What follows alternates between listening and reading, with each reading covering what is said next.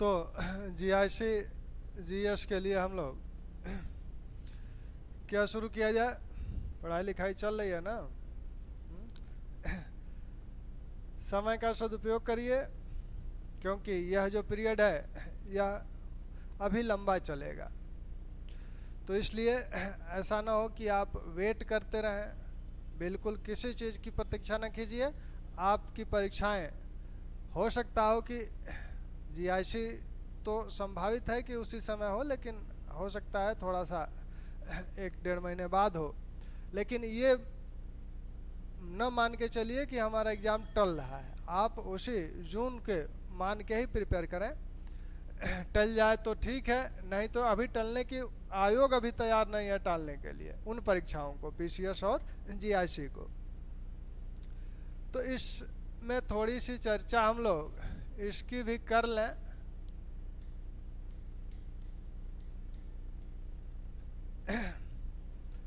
इसमें कुछ बातें हम लोगों ने की थी। एक बड़ा ही महत्वपूर्ण टॉपिक है, और इस टॉपिक को देखें आप, योजना या नियोजन। योजना या नियोजन या प्लानिंग क्यों की जाती है? भारत ने इसकी अवधारणा रूस से ली, और पंडित नेहरू उसी पैटर्न पर पंचवर्षीय योजनाओं के माध्यम से देश का विकास करना चाहते थे। 1951 से योजनाएं शुरू हुई। भारत में नियोजन की जो बात थी, नियोजन की सबसे पहले अवधारणा विश्वेश्वरैया ने दी थी। उसके बाद अनेक प्लान आए। इन प्लानों को हम लोग देख चुके हैं। वो प्लान आपके विश्वेश्वरैया का प्लान रहा हो, या बॉम्बे प्लान रहा हो, या फिर पीपुल्स प्लान रहा हो, या गांधीयन प्लान रहा हो। तो इन सारे प्लानों को देखा जा चुका है। इनके किसने दिया था, इन प्लानों को कब दिया था, इनको ध्यान रखिएगा। यहाँ से यदा कदा प्रश्न बनते हैं। नियोजन की ये भी बात हुई थी कि नियोजन कितने प्रकार का होता है। तो नियोजन एक तो आपका केंद्रित विकेंद्रित नियोजन प्रणाली, संरचनात्मक नियोजन प्रणाली आपने देखी थी। संरचनात्मक जो नियोजन प्रणाली थी वो विकासशील देशों के लिए थी, जिसमें संरचना, अर्थव्यवस्था की जो संरचना है उसको डेवलप करने के लिए इस तरह की प्रणाली अपनाई जाती है। क्रियात्मक नियोजन विकसित देशों के लिए होता है, विशेषकर विकसित देश इसे अपनाते हैं। वो क्योंकि उनके यहाँ इंफ्रास्ट्रक्चर डेवलप होता है, सिर्फ उसको मेंटेन करना होता है, तो वो मेंटेन पर बल दिया जाता है उस नियोजन में। ऐसे ही अल्पकालीन नियोजन, दीर्घकालीन नियोजन और एक चक्रीय नियोजन, रोलिंग प्लान को देखा गया था। भारत में यह नियोजन 12 पंचवर्षीय योजनाएं चली। 12 पंचवर्षीय योजनाएं चली। इस 12वीं पंचवर्षीय योजना आपकी पूरी हुई कब? 2017 में। और इसके पहले ही 1 अप्रैल 2015 को 1 अप्रैल 2015 को किसका गठन हो गया था? नीति आयोग का, national institute of transforming India का गठन हो गया। यह अस्तित्व में आ गया। योजना आयोग का कार्यकाल 31 दिसंबर 2014 तक रहा।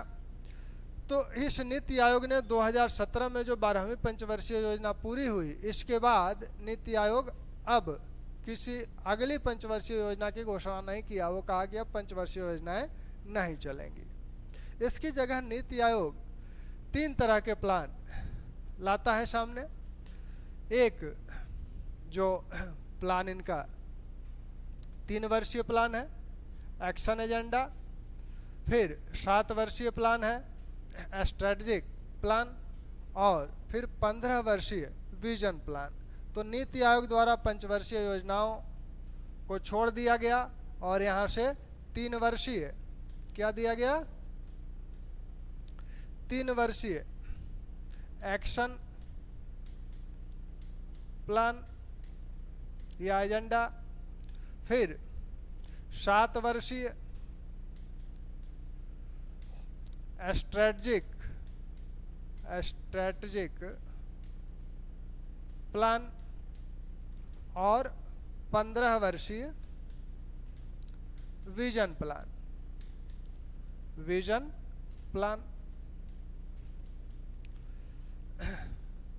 अब हम एक प्रश्न बड़ा अच्छा बन सकता है नीति आयोग से और नीति आयोग योजना आयोग से, दोनों को मिलाकर भी। नीति आयोग के क्या कार्य हैं, क्या उद्देश्य हैं, योजना आयोग के क्या कार्य थे, क्या उद्देश्य थे। तो यहाँ से एक प्रश्न बहुत ही अच्छा प्रश्न बन सकता है। अभी ये प्रश्न पूछा नहीं गया है, लेकिन संभावित है कि ये प्रश्न हाल फिलहाल पूछ लिया जाए। यहाँ से एक प्रश्न पूछ लिया जाए। तो योजना आयोग का कार्य क्या था? योजना आयोग का कार्य था कि देश के संसाधनों का आकलन करना और उसके समुचित प्रयोग के लिए, समुचित प्रयोग यानी उसका उचित प्रयोग हो, अधिकतम उसका प्रयोग किया जा सके, उसे अधिकतम यूटिलाइज किया जा सके, तो उस समुचित प्रयोग के लिए प्लान बनाना। और वह उस प्लान को पंचवर्षीय योजनाओं के रूप में बनाता रहा है। फिर पंचवर्षीय योजनाओं को बनाना, फिर इस पंचवर्षीय योजनाओं को के चरणों का निर्धारण करना और इसके क्रियान्वयन हेतु जिस तंत्र की आवश्यकता है उस तंत्र का निर्धारण करना। साथ में इन पंचवर्षीय योजनाओं का क्रियान्वयन और मॉनिटरिंग, मूल्यांकन करना भी इसका कार्य था। अनुश्रवण जिसे कहा जाता है। यह योजना आयोग क्या करता था? योजना आयोग आपको धन का आवंटन भी करता था। जो केंद्र प्रायोजित परियोजनाएं होती थीं राज्यों में, जिन्हें क्रियान्वित किया जाता था, लागू किया जाता था, उसके लिए यह फंडिंग को भी आवंटित करता था, वित्तीय आवंटन भी करता था। किस राज्य को कितना, उसके लिए फार्मूला भी बनाया गया था। नीति आयोग क्या करता है? नीति आयोग के कार्य क्या हैं, उद्देश्य क्या हैं? तो वो तो योजना आयोग के कार्य उद्देश्य थे। अब नीति आयोग को देखा जाए तो नीति आयोग के उद्देश्य, नीति आयोग के उद्देश्यों में इसे कहा गया है कि राज्यों की सक्रिय भागीदारी से राष्ट्रीय विकास की प्राथमिकताओं, क्षेत्र को निर्धारित करना के संदर्भ में एक दृष्टिकोण पत्र बनाना, यानी राज्यों के सक्रिय सहयोग, राज्यों के सक्रिय भागीदारी से राष्ट्रीय विकास की प्राथमिकताओं, क्षेत्र व स्ट्रेटजी संबंधी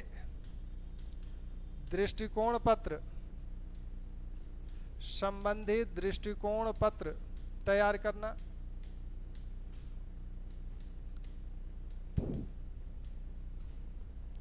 तो ये इसका एक काम है, एक उद्देश्य है। दूसरा उद्देश्य इसका सहकारी संघवाद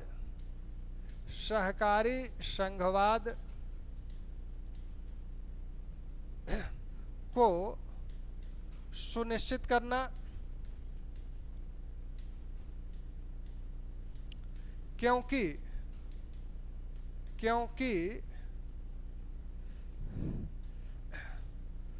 मजबूत देश, मजबूत राष्ट्र बिना मजबूत राज्यों के संभव नहीं, बिना मजबूत राज्यों के संभव नहीं।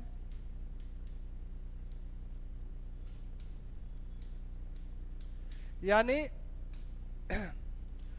चलिए इसके पहले सभी देख लीजिए, फिर एक एक की व्याख्या करते हैं। तीसरा कहा जा रहा है कि ग्रामीण स्तर पर प्लानिंग संबंधी प्रणाली विकसित करना,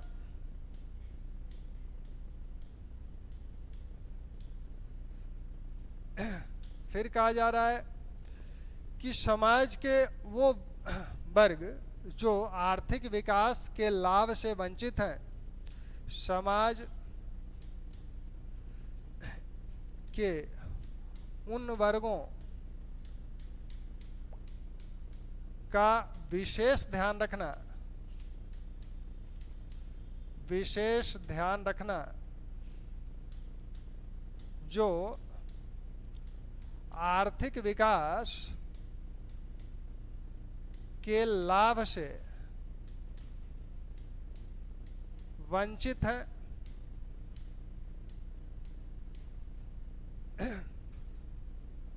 फिर कहा जा रहा है कि राष्ट्रीय विकास के लिए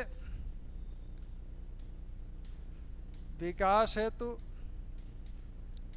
दीर्घकालीन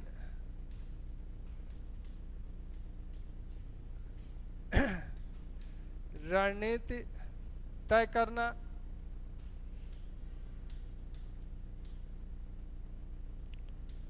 फिर कहा जा रहा है कि ज्ञान, नवप्रवर्तन,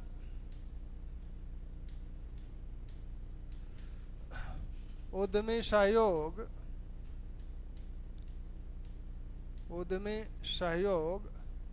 को प्रोत्साहित करना,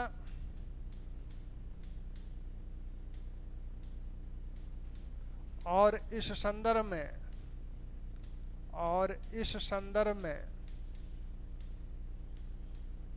राष्ट्रीय,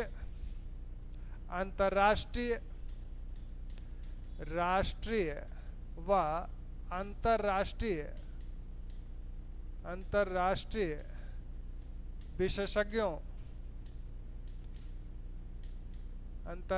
विशेषज्ञों की सहायता प्राप्त करना। फिर कहा जा रहा है कि अंतर्राज्यीय व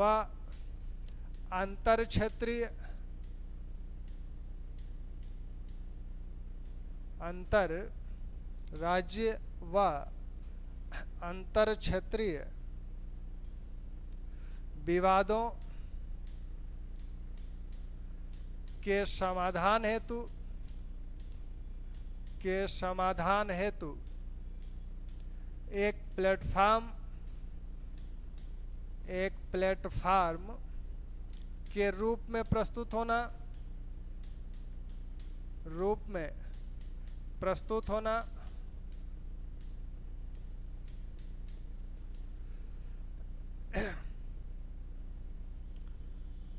तो क्या कहा जा रहा है? नीति आयोग के उद्देश्य और कार्य क्या हैं?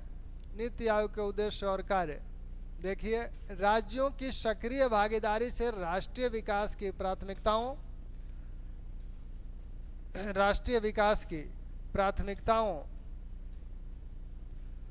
क्षेत्र व स्ट्रेटजी संबंधी दृष्टिकोण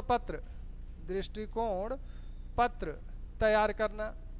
तो राष्ट्र का विकास संबंधी, राष्ट्र के विकास के लिए किन कामों को प्राथमिकता दी जाए, किन क्षेत्रों पर ध्यान दिया जाए और उसकी स्ट्रेटजी क्या हो, यह इस संबंध में वह एक दृष्टिकोण पत्र तैयार करे और इसके लिए राज्यों की सक्रिय भागीदारी को भी सुनिश्चित करे। यानी राज्यों की सक्रिय भागीदारी से ही इन प्राथमिकता क्षेत्र और स्ट्रेटजी को वो तय करे, इस संबंध में एक दृष्टिकोण पत्र दे। दूसरा, सहकारी संघवाद को सुनिश्चित करना, क्योंकि मजबूत राष्ट्र क्या हो सकता है? बिना मजबूत राज्यों के बिना संभव नहीं। राष्ट्र कब मजबूत होगा? जब राष्ट्र में अनेक राज्य हैं। अगर राज्य कमजोर हैं तो राष्ट्र कैसे मजबूत स्थिति में होगा? यानी अगर आपके भिन्न भिन्न अंग हैं तो सभी अंगों को मजबूत होना चाहिए, तब आप मजबूत बोले जाएंगे। वैसे ही सभी राज्यों को मजबूत स्थिति में होना चाहिए, तभी हम मजबूत राष्ट्र की संकल्पना कर सकते हैं। इसके लिए आपको सहकारी संघवाद को अपनाना होगा। सहकारी संघवाद नीति आयोग की संरचना में ही दिख रहा है, क्योंकि नीति आयोग की जो गवर्निंग काउंसिल है उसमें राज्यों के, सभी राज्यों के मुख्यमंत्री और सभी केंद्र शासित प्रदेशों के प्रशासक भी मेंबर हैं। तो इस तरह से सभी राज्य और केंद्र सहकारी संघवाद का मतलब क्या है कि राज्य और केंद्र साथ मिलकर कार्य करें, सहकारिता के साथ कार्य हो, सभी साथ साथ मिल के कार्य करें। नीति आयोग का यह उद्देश्य है, सहकारी संघवाद को सुनिश्चित करना। फिर ग्रामीण स्तर पर प्लानिंग, ग्रामीण स्तर पर नियोजन कैसे किया जाए, प्लानिंग कैसे किया जाए, इस संबंध में एक प्रणाली को विकसित करना नीति आयोग का कार्य है। ग्रामीण स्तर पर प्लानिंग संबंधी प्रणाली को विकसित करे, कैसे ग्रामीण स्तर पर अच्छी प्लानिंग बनाया जा सकता है, उस तरह का एक सिस्टम डेवलप करे। फिर कहा जा रहा है समाज के उन वर्गों का विशेष ध्यान रखना जो आर्थिक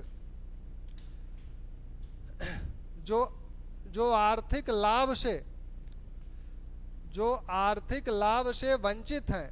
समाज के उन वर्गों का विशेष ध्यान रखना जो आर्थिक लाभ से वंचित हैं, यानी जो उपेक्षित वर्ग है समाज का, उस वर्ग पर विशेष ध्यान रखना। जो भी प्लानिंग हो, जो भी स्ट्रेटजी बने, यह ध्यान रखकर बने कि उन वर्गों को आर्थिक विकास का लाभ मिल सके। विकास हेतु दीर्घकालीन रणनीतियां तय करना और उसके क्रियान्वयन तथा मूल्यांकन करना। तो यह क्रियान्वयन और मूल्यांकन करने का कार्य भी इन्हीं का है। यह कार्य योजना आयोग का भी था, इनका भी है। फिर ज्ञान नवप्रवर्तन, उद्यमी सहयोग, इस तरह का माहौल, एटमॉस्फेयर डेवलप करना। और इस तरह के माहौल, एटमॉस्फेयर कैसे डेवलप हो, कैसे इनको बढ़ावा दिया जाए, इसके लिए राष्ट्रीय तथा अंतर्राष्ट्रीय विशेषज्ञों का सहयोग भी प्राप्त करना इनका एक कार्य है। फिर कहा जा रहा है कि अंतर्राज्यीय व अंतर क्षेत्रीय विवादों के समाधान हेतु एक प्लेटफॉर्म के रूप में प्रस्तुत होना। जो विभिन्न राज्यों के बीच विवाद हैं या विभिन्न क्षेत्रों के बीच अगर कोई विरोधाभास है, तो इसके लिए नीति आयोग एक प्लेटफॉर्म के रूप में प्रस्तुत हो, जहां सभी आकर अपने विवादों का निपटारा कर सकें। इसी संदर्भ में नीति आयोग की जो संरचना 3 स्तरीय देखी है आपने, उसमें क्षेत्रीय परिषदों की भी बात कही गई है।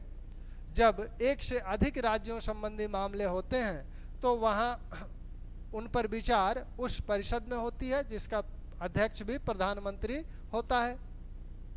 तो ये नीति आयोग के कार्य हैं, विवाद है। अब यहाँ से जैसा कि हमने पहले ही कहा था कि प्रश्न बनेंगे। अब प्रश्न कैसे बनेंगे? प्रश्न इस प्रकार से बनेंगे कि उन्होंने लिख दिया कि निम्न में से कौन नीति आयोग का कार्य नहीं है, या फिर ये लिख दिया कि निम्न में से कौन कौन से कार्य नीति आयोग से जुड़े हुए हैं। ठीक, तो यहाँ से एक अच्छा प्रश्न आपको मिल सकता है। फिर बात आती है नीति आयोग और योजना आयोग की तुलना की, कि नीति आयोग और योजना आयोग में अंतर क्या है। तो उन अंतरों को अगर देखें तो पहली बात तो पहला ही अंतर जो साफ साफ दिखता है वो आप कहेंगे कि योजना आयोग एक केंद्रीय संस्था के रूप में कार्य करता था, जबकि नीति आयोग एक सहकारी संस्था के रूप में कार्य कर रहा है। यानी उसमें राज्यों की भागीदारी भी सुनिश्चित की गई है। योजना आयोग में राज्यों का कोई प्रतिनिधित्व नहीं था। योजना आयोग की जो मेंबरशिप थी उसमें आपने देखा प्रधानमंत्री अध्यक्ष हैं, उनके द्वारा नामित उपाध्यक्ष हैं और कुछ पूर्णकालिक सदस्य हैं जो प्रधानमंत्री द्वारा नामित हैं, कुछ पदेन हैं जो केंद्रीय मंत्रिपरिषद से हैं। लेकिन नीति आयोग की गवर्निंग काउंसिल में आप क्या देख रहे हैं? नीति आयोग की गवर्निंग काउंसिल में सभी राज्यों के मुख्यमंत्री हैं मेंबर और सभी केंद्र शासित प्रदेशों के प्रशासक भी हैं। तो इस प्रकार राज्यों का प्रतिनिधित्व नीति आयोग में मिला हुआ है। तो यह सहकारिता सहकारी संघवाद को इंगित करता है। साथ में योजना आयोग प्लान बनाता था, योजनाएं बनाता था। अब योजना बनाने का कार्य नीति आयोग का नहीं है, वो दृष्टिकोण पत्र प्रस्तुत करेगा, स्ट्रेटजी बताएगा। वह पंचवर्षीय योजनाएं बनाता था। अब यह जो स्ट्रेटजी प्रस्तुत कर रहे हैं, नीति आयोग जो कर रहा है वह 3 प्रकार का कर रहा है। 3 वर्षीय एक्शन प्लान, 7 वर्षीय स्ट्रेटजी प्लान और 15 वर्षीय विजन प्लान। यह पंचवर्षीय योजनाओं को नहीं प्रस्तुत कर रहा है। नीति आयोग क्या करता था? फंडों का आवंटन करता था। जो केंद्र प्रायोजित परियोजनाएं थी, केंद्र द्वारा बनाई जाती थी, राज्यों में लागू की जाती थी, तो उसमें उसके क्रियान्वयन में राज्य का कितना हिस्सा होगा, केंद्र का कितना हिस्सा होगा, यह योजना आयोग निर्धारित करता था। अब जो राज्यों की योजनाएं थी उसमें भी जो अनुदान दिए जाते थे योजना आयोग बताता था। नीति आयोग को यह कार्य नहीं दिया गया है। यह फंडिंग वित्तीय आवंटन नहीं करेगा। वित्तीय आवंटन कौन करेगा? वित्तीय आवंटन और वित्त मंत्रालय से होगा। और जो केंद्र प्रायोजित परियोजनाएं हैं, अब राज्यों की स्वायत्ता उसमें बढ़ा दी गई है। 40 केंद्र प्रायोजित परियोजनाएं हैं जिन्हें राज्य अपने लिए बना सकते हैं और उनके लिए जो फंडिंग होगी उसमें राज्यों की बात अधिक सुनी जाएगी। तो दोनों में ये अंतर है। इन अंतरों को अगर आप देखना चाहें, लिखना चाहें तो ऐसे लिख सकते हैं।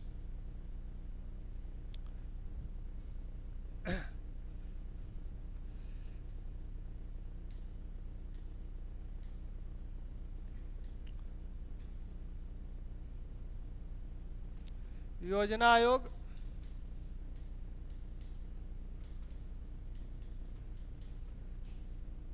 नीति आयोग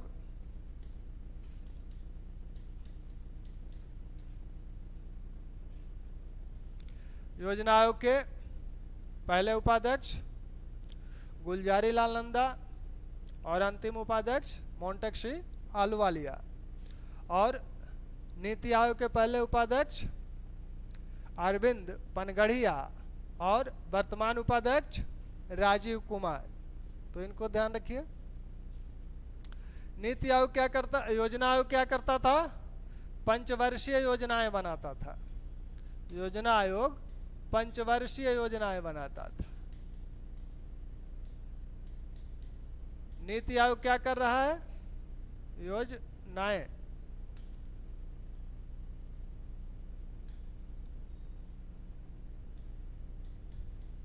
नीति आयोग क्या कर रहा है? एक्शन प्लान बना रहा है और स्ट्रेटेजिक प्लान बना रहा है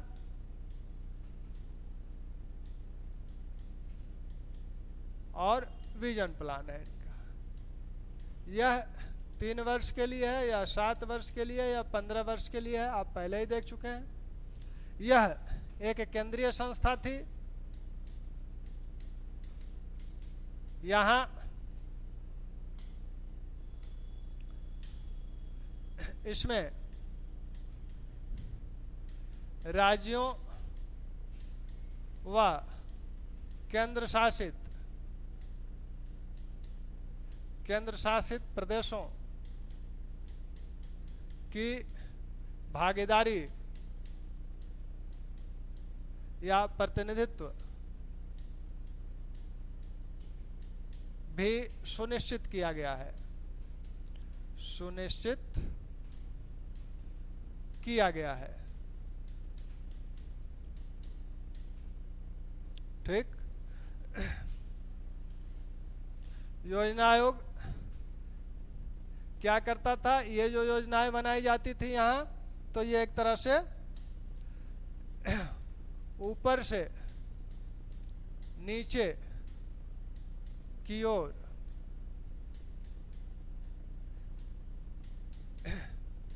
योजना का निर्माण होता था। और यहाँ क्या हो रहा है, यहाँ जो हो रहा है बाजारीकरण, या इसे कहें आप उदारीकरण, उदारीकरण की पारिस्थितिकी में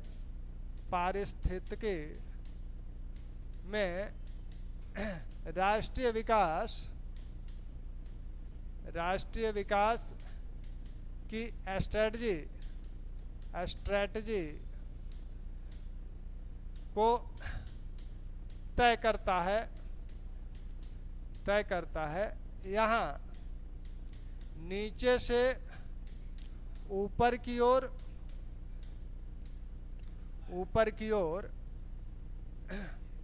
नीचे से ऊपर की ओर नियोजन पर बल दिया जाता है। इसीलिए इसके उद्देश्य में भी कहा गया है कि ग्रामीण स्तर पर प्लानिंग संबंधी प्रणाली को यह विकसित करे। यह क्या करता था, राज्यों से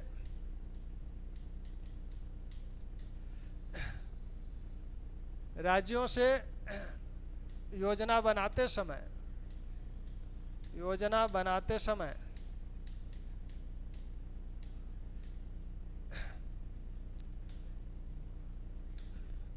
बनाते समय बातचीत करता था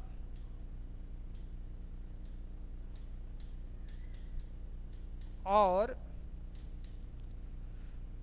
केंद्र प्रायोजित योजनाओं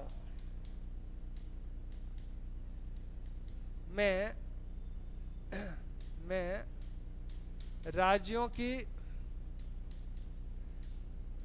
फंडिंग को निर्धारित करता था। ये क्या कर रहा है, ये राज्यों की सक्रिय भागीदारी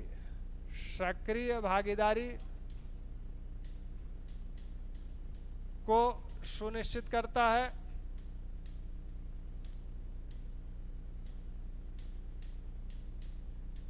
तथा राज्यों को 40 केंद्र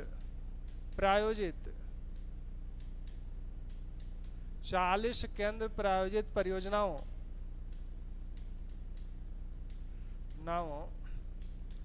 के संदर्भ में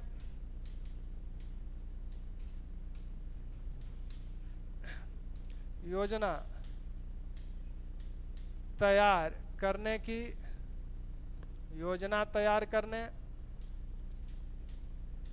तथा फंडिंग के संदर्भ में अधिक स्वायत्तता प्रदान करता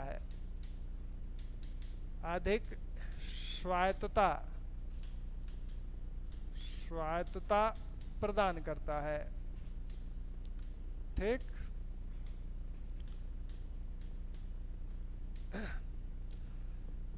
तो ये मुख्य अंतर है इनके।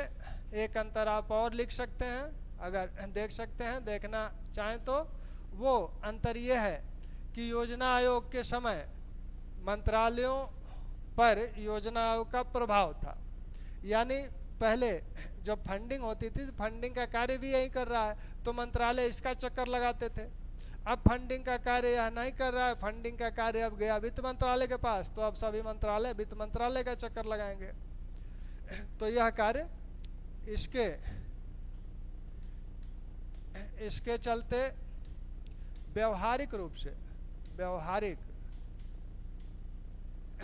से मंत्रालयों की स्वायत्तता कम थी कम थी। अब वित्त मंत्रालय,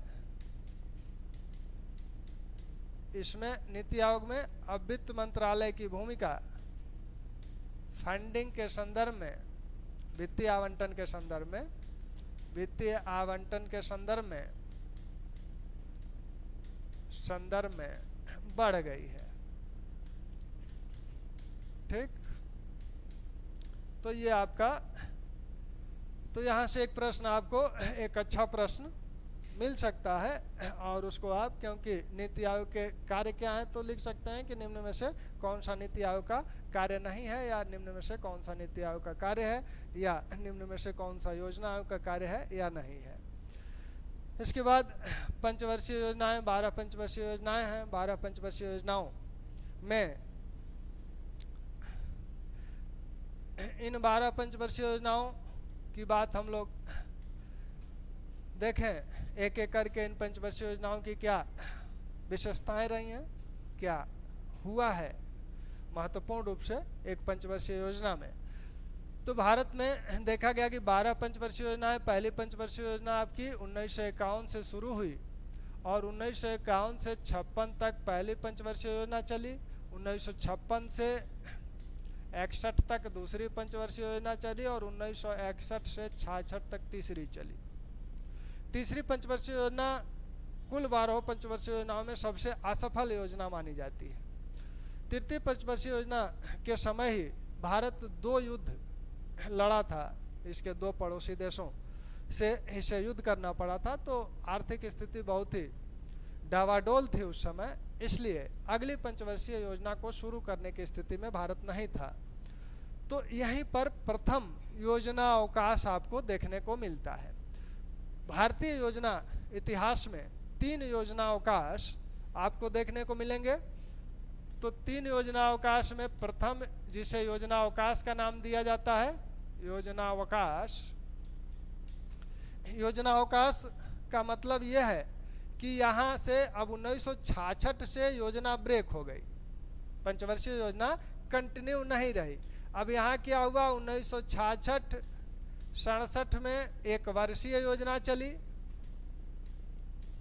फिर 1967-68 में फिर 1 वर्ष की एक योजना चली, पुनः 1968-69 में 1 वर्ष की योजना चली, यानी 3 वर्ष तक पंचवर्षीय योजना नहीं शुरू की जा सकी। तो इस काल को कहा जाता है कि यहाँ पे पंचवर्षीय योजना ब्रेक हुई, इसलिए यह योजना अवकाश है, योजना कंटिन्यू नहीं है, यहाँ थोड़ा सा विश्राम किया गया है। सही बात है, पुनः अपने को पंचवर्षीय योजना के लिए तैयार करने हेतु आवश्यक था कि थोड़ा सा विश्राम किया जाए और फिर ऊर्जा संचित करके फिर अगली पंचवर्षीय योजना की रणनीति बनाई जाए और उस हिसाब से कार्य किया जाए।